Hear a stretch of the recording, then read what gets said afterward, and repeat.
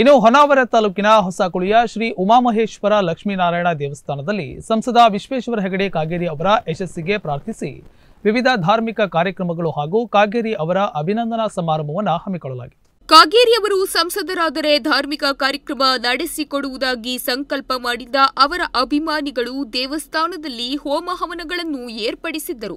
ಸಂಸದರಾದ ನಂತರ ಕೇಂದ್ರ ಕ್ಷೇತ್ರದ ಸಮಸ್ಯೆಗಳನ್ನು ಬಗೆಹರಿಸಲು ಜಿಲ್ಲಾದ್ಯಂತ ಓಡಾಡಿ ಜನರ ಸಂಪರ್ಕದಲ್ಲಿದ್ದು ರೈಲ್ವೆ ಹೆದ್ದಾರಿ, ಪ್ರವಾಸೋದ್ಯಮ, ಅರಣ್ಯ ಸಮಸ್ಯೆ ಮುಂತಾದ ವಿಷಯಗಳಲ್ಲಿ ಜನಪರ ಕೆಲಸ ಮಾಡುತ್ತಿದ್ದಾರೆ. ಹೀಗೆ ಅವರಿಗೆ ಇನ್ನಷ್ಟು ಯಶಸ್ಸು ಸಿಗಲಿ, ಕ್ಷೇತ್ರದಲ್ಲಿ ಇನ್ನಷ್ಟು ಕೆಲಸಗಳಾಗಲಿ ಎಂದು ವಿಶೇಷ ಪೂಜೆ ಸಲ್ಲಿಸಲಾಯಿತು.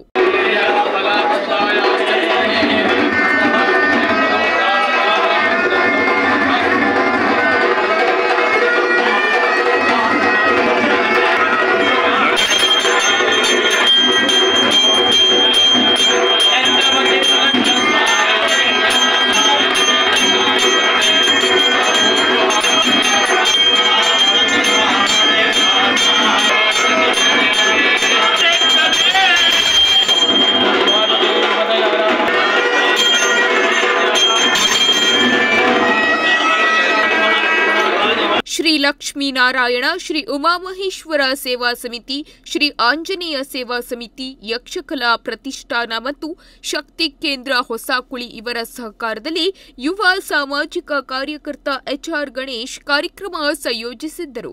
ಕಾಗೇರಿಯವರು ಉಮಾಮಹೇಶ್ವರ ದೇವಸ್ಥಾನದಲ್ಲಿ ನಡೆದ ರುದ್ರಹವನ ಮತ್ತು ಲಕ್ಷ್ಮೀನಾರಾಯಣ ದೇವಸ್ಥಾನದಲ್ಲಿ ನಡೆದ ರಾಮತಾರಕ ಹವನದಲ್ಲಿ ಪಾಲ್ಗೊಂಡು ಶ್ರೀದೇವರಿಗೆ ಪೂಜೆ ಸಲ್ಲಿಸಿದರು. ತಾಲೂಕಿನ ಶಕ್ತಿ ಸ್ಥಳವೆಂದೇ ಪ್ರಸಿದ್ಧವಾದ ಚಾಂದಾವರದ ಆಂಜನೇಯ ಪಲ್ಲಕ್ಕಿ ಉತ್ಸವದ ಸವಾರಿಯು ಸಾಲ್ಕೋಡಿನಿಂದ ಆಗಮಿಸಿ ಹೊಸಕುಳಿಯ ಶ್ರೀ ಲಕ್ಷ್ಮೀನಾರಾಯಣ ದೇವಸ್ಥಾನದಲ್ಲಿ ವಿರಾಜಮಾನವಾಗಿದ್ದು, ಕಾಗೇರಿಯವರು ಚಂದಾವರ ಹನುಮನ ದರ್ಶನ ಪಡೆದರು.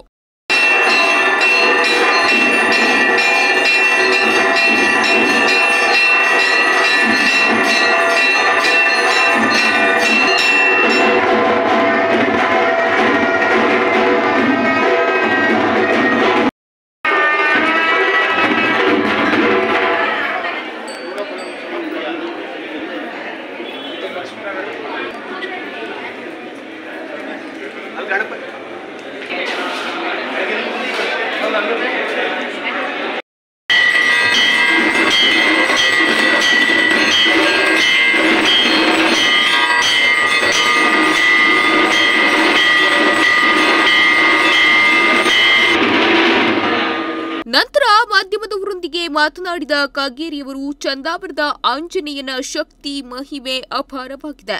ಇಲ್ಲಿ ಲೋಕ ಕಲ್ಯಾಣಾರ್ಥವಾಗಿ ಧಾರ್ಮಿಕ ಕಾರ್ಯಕ್ರಮಗಳು ನಡೆಯುತ್ತಿದೆ. ನಾನು ಚುನಾವಣಾ ಪೂರ್ವದಲ್ಲಿ ಭೇಟಿ ನೀಡಿ ದರ್ಶನ ಪಡೆದಿದ್ದೇನೆ ಎಂದರು. ಇಂದು ದೇಶದ ಜನರಲ್ಲಿ ರಾಷ್ಟ್ರೀಯತೆ ಜಾಗೃತಿ ಮೂಡುತ್ತಿದೆ.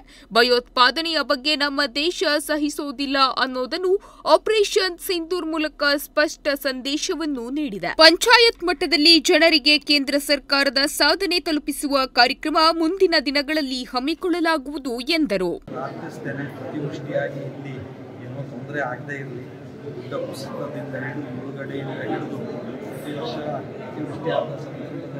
ಅನೇಕಾರು ತೊಂದರೆಗಳನ್ನು ನಮ್ಮ ಜನ ನಾವು ಅನುಭವಿಸ್ತೇವೆ.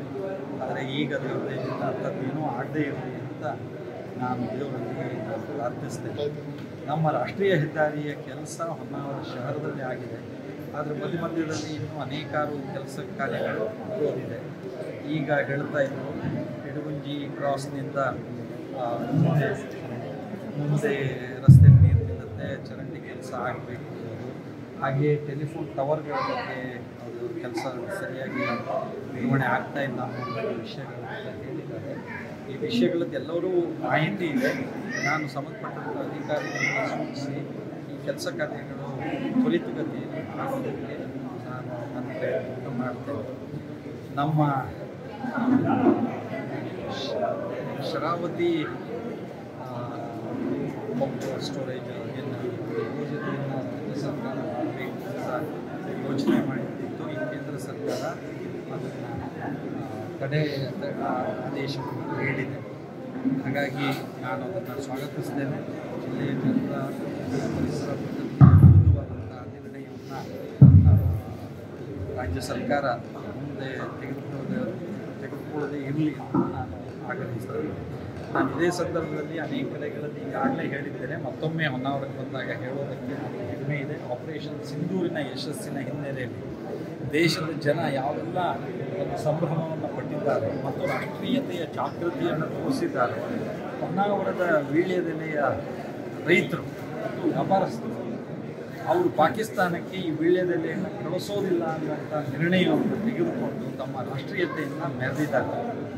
ಪಾಕಿಸ್ತಾನಕ್ಕೆ ಎಲೆಯನ್ನೂ ಕಳಿಸದೆ ಅವರು ತಮ್ಮ ದೇಶ ನಮಗೆ ಬೆಲೆ ಕಡಿಮೆ ಆದರೂ ಒಡ್ಡಿಲ್ಲ, ನಮ್ಮ ದೇಶದಲ್ಲೇ ನಾವು ಮಾಡ್ತೇವೆ, ನಮ್ಮ ವಿರೋಧಿ ದೇಶದವರಿಗೆ ಭಯೋತ್ಪಾದಕತೆಯನ್ನು ಬೆಳೆಸೋರಿಗೆ ಪ್ರೋತ್ಸಾಹಿಸೋರಿಗೆ ರಕ್ಷಣೆ ಮಾಡೋರಿಗೆ ನಾವು ಪಾಕಿಸ್ತಾನದವರಿಗೆ ವೀಳ್ಯದೆಲೆ ಕೊಡೋದಿಲ್ಲ ಅನ್ನುವಂತಹ ಒಂದು ರಣವೀಳ್ಯದ ಮಾತುಗಳನ್ನು ಹೇಳಿರುವಂಥ ಹೊನ್ನಾವರದ ರೈತರಿಗೆ ಮತ್ತೆ ಮತ್ತೆ ನಾನು ವ್ಯಾಪಾರಸ್ಥರಿಗೆ ಸಲ್ಲಿಸ್ತೇನೆ. ಅವರದೊಂದು ಟ್ರೈನು ಕೋಲ್ಕತ್ತಾದಲ್ಲಿ 2 ನಿಮಿಷ ಜಾಸ್ತಿ ಅಪೇಕ್ಷೆಯನ್ನು ಇವತ್ತು ನನಗೆ ಕೊಟ್ಟಿದ್ದಾರೆ.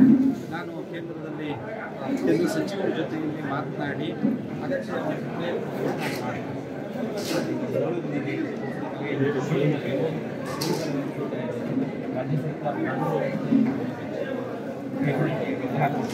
ಹೇಳಿದ್ದೀನಿ ಮತ್ತೆ ಹೇಳಬೇಕು ಮತ್ತೆ ಈ ವೇದಿಕೆಯಲ್ಲಿ ನಾವು ಮನೆ ಬಿಡ್ರಿ ಬೇಡ ಅಂತ ನಾನು ದೇವಸ್ಥಾನದ ಸನ್ನಿಧಿಯಲ್ಲಿ ಮತ್ತೆ ರಾಜಕಾರಣದ ವಿಷಯಗಳು ವೀಳ್ಯದೆಲೆ ರೈತರು ಹಾಗೂ ಐಆರ್ಬಿ ಇಂದ ಆಗಬೇಕಾದ ಕಾಮಗಾರಿ ಕುರಿತು ಹಾಗೂ ಬಿಎಸ್ಎನ್ಎಲ್ ನೆಟ್ವರ್ಕ್ ಸಂಪರ್ಕದ ಕುರಿತು ಸಾರ್ವಜನಿಕರು ಮನವಿ ಸಲ್ಲಿಸಿದ್ದಾರೆ. ಕೂಡಲೇ ಸಂಬಂಧಿಸಿದ ಇಲಾಖೆಗೆ ತಿಳಿಸಿ ತ್ವರಿತಗತಿಯಲ್ಲಿ ಸಮಸ್ಯೆ ಬಗೆಹರಿಸಲು ಸೂಚಿಸುತ್ತೇನೆ ಎಂದು ಭರವಸೆ ನೀಡಿದರು. ರಾಜ್ಯ ಸರ್ಕಾರ ಶರಾವತಿ ಪಂಪ್ ಸ್ಟೋರೇಜ್ ಯೋಜನೆ ಜಾರಿಗೊಳಿಸಲು ಮುಂದಾಗಿತ್ತು. ಇದೀಗ ಕೇಂದ್ರ ಸರ್ಕಾರ ಯೋಜನೆಗೆ ತಡೆ ಆದೇಶ ನೀಡಿದೆ. ಇದನ್ನು ಸ್ವಾಗತಿಸುತ್ತೇನೆ. ಜಿಲ್ಲೆಯ ಜನರ ಹಾಗೂ ಪ್ರಕೃತಿಗೆ ವಿರುದ್ಧವಾದ ನಿರ್ಣಯವನ್ನು ಮುಂದೆ ರಾಜ್ಯ ಸರ್ಕಾರ ಕೈಗೊಳ್ಳದಿರಲಿ ಎಂದರು. ಇವತ್ತು ದೇಶದ ಜನರಲ್ಲಿ ರಾಷ್ಟ್ರೀಯತೆಯ ಭಾವವನ್ನು ಇನ್ನಷ್ಟು ಹೆಚ್ಚು ಜಾಗೃತಪಡಿಸಿದೆ. ದೇಶ ಮೊದಲು ಅನ್ನುವಂತಹ ಒಂದು ಜಾಗೃತಿ ದೇಶದ ಜನರಲ್ಲಿ ಮತ್ತೊಮ್ಮೆ ಅದು ನಿರ್ಮಾಣ ಆಗಿದೆ. ಭಾರತ ಭಯೋತ್ಪಾದಕತೆಯನ್ನು ಸಹಿಸೋದಿಲ್ಲ ಅನ್ನೋದನ್ನು ಪಾಕಿಸ್ತಾನಕ್ಕೆ ಸ್ಪಷ್ಟವಾಗಿ ಈ ಸಂದೇಶವನ್ನು ಆಪರೇಷನ್ ಸಿಂಧೂರದ ಮೂಲಕ ಕೊಟ್ಟಿದೆ. ನಾನು ನಮ್ಮ ವೀರ ಸೈನಿಕರಿಗೆಲ್ಲರಿಗೂ ಅಭಿನಂದಿಸ್ತೇನೆ.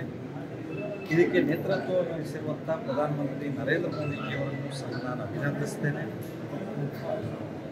ಹಾಗೆಯೇ ದೇಶದ 140 ಕೋಟಿ ಜನ ಕೇಂದ್ರ ಸರ್ಕಾರ ತೆಗೆದುಕೊಂಡಂಥ ನಿರ್ಣಯಕ್ಕೆ ಮತ್ತು ನಮ್ಮ ಸೈನಿಕರು ತೆಗೆದುಕೊಂಡಂತಹ ಅದ್ಭುತ ಯಶಸ್ಸಿನ ಕಾರ್ಯಾಚರಣೆಯ ಬಗ್ಗೆ ಒಟ್ಟಾಗಿ ಬೆಂಬಲವನ್ನು ಸೂಚಿಸಿದ್ದಾರೆ.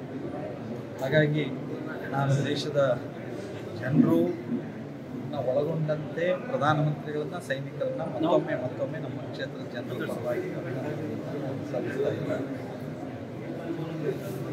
ಈಗ 1 ವರ್ಷ ತುಂಬುತ್ತಾ ಇದೆ. ನಾವು ಅಧಿಕಾರಕ್ಕೆ ಬಂದು 9ನೇ ತಾರೀಕು ನರೇಂದ್ರ ಮೋದಿಜಿಯವರು ಅಧಿಕಾರ ವಹಿಸಿಕೊಂಡಿರೋ 11 ವರ್ಷ ಆಗುತ್ತೆ. ಈ 11 ವರ್ಷದ ಹಿನ್ನೆಲೆಯಲ್ಲಿ 9ನೇ ತಾರೀಕಿನಿಂದ 21ನೇ ತಾರೀಕು ತನಕ ಯೋಗ ದಿನದ ತನಕ, ಅಂತಾರಾಷ್ಟ್ರೀಯ ಯೋಗ ದಿನದ ತನಕ ಅನೇಕಾರು ರೀತಿಯ ಕಾರ್ಯಕ್ರಮಗಳನ್ನು ಭಾರತೀಯ ಜನತಾ ಪಾರ್ಟಿಯಿಂದ ಮತ್ತು ಸರ್ಕಾರದಿಂದ ಹಾಕಿಕೊಂಡಿದೆ. ಈ 11 ವರ್ಷದಲ್ಲಿ ಕೇಂದ್ರ ಸರ್ಕಾರ ನರೇಂದ್ರ ಮೋದಿಜಿಯವರ ನೇತೃತ್ವದಲ್ಲಿ ಮಾಡಿರುವಂತಹ ಸಾಧನೆಯ ಎಲ್ಲ ಕೆಲಸಗಳನ್ನು ಜನತೆಗೆ ತಿಳಿಸ್ತಾ ಮಾಡಬೇಕಾದಂತಹ ಇನ್ನೂ ಅನೇಕಾರು ಕೆಲಸ ಏನಿದೆ ಅದನ್ನು ಮಾಡೋದಕ್ಕೆ ಯಾವ ದಾರಿಯಲ್ಲಿ ನಾವೆಲ್ಲ ಒಟ್ಟಾಗಿ ಹೋಗಬೇಕು ಅನ್ನೋದ್ರ ಬಗ್ಗೆ ಒಂದು ಈ ಎಲ್ಲ ಸಮಾವೇಶಗಳಲ್ಲಿ, ಈ ಎಲ್ಲ ಸಭೆ ಕಾರ್ಯಕ್ರಮಗಳಲ್ಲಿ ಪ್ರತಿ ಶಿಕ್ಷಕ ಪಂಚಾಯತ್ ಮಟ್ಟದಲ್ಲೂ ಸಹ ಈ ರೀತಿಯ ಸಭೆ ಕಾರ್ಯಕ್ರಮಗಳನ್ನು ಮಾಡಿ ಜನರಿಗೆ ನಮ್ಮ ಸಾಧನೆಯನ್ನು ತಿಳಿಸ್ತಾ ಮುಂದೆ ಮಾಡಬೇಕಾದಂಥ ಕೆಲಸದ ಬಗ್ಗೆ ಒಂದು ಸ್ಪಷ್ಟತೆಯನ್ನು ತೋರಿಸ್ತಾ ಹೋಗುವಂಥ ಅಭಿಯಾನವನ್ನು ಮುಂದಿನ ದಿನಗಳಲ್ಲಿ ನಮ್ಮ ಪಕ್ಷದ ಪ್ರಮುಖರು ಮತ್ತು ಸರ್ಕಾರದ ಪ್ರಮುಖರು ಅದನ್ನು ತಿಳಿಸಿಕೊಡ್ತಾ ಇದ್ದಾರೆ. ಕೊನೆಯದಾಗಿ ನಮ್ಮ ಕ್ಷೇತ್ರದ ಅಭಿವೃದ್ಧಿಗೆ ನಾನು ನಿರಂತರವಾಗಿ ಪಕ್ಷದಲ್ಲಿ ಶ್ರಮ ವಹಿಸಿ ಕೆಲಸ ಮಾಡಿದ್ದೇನೆ. ಆದರೂ ಇನ್ನೂ ಆಗೋದು ಬಹಳ ಇದೆ. ನಾನು ಜನರ ಮಧ್ಯೆ ಇದ್ದಾಗ ನಾನು ಜಿಲ್ಲೆಯಲ್ಲಿ ಪ್ರವಾಸ ಮಾಡ್ತಿದ್ದಾಗ ಆಗಬೇಕಾದಂಥ ಇನ್ನಷ್ಟು ಹೆಚ್ಚು ಕೆಲಸವನ್ನು ಮಾಡೋ ಜವಾಬ್ದಾರಿ ನಿಮ್ಮದು ಹೆಚ್ಚಾಗಿದೆ. ಜನರ ಅಪೇಕ್ಷೆಗೆ ಸ್ಪಂದಿಸೋ ಕೆಲಸವನ್ನು ನಾನು ಸಂಸದನಾಗಿ ಮಾಡ್ತಾ ಇದ್ದೇನೆ ಮತ್ತು ಇನ್ನಷ್ಟು ಹೆಚ್ಚು ಮಾಡೋದಕ್ಕೆ ಜನರ ಬೆಂಬಲವನ್ನು ಸಹ ನಾನು ಮತ್ತೆ ಪಡ್ಕೊಳ್ತಾ ಇದ್ದೇನೆ.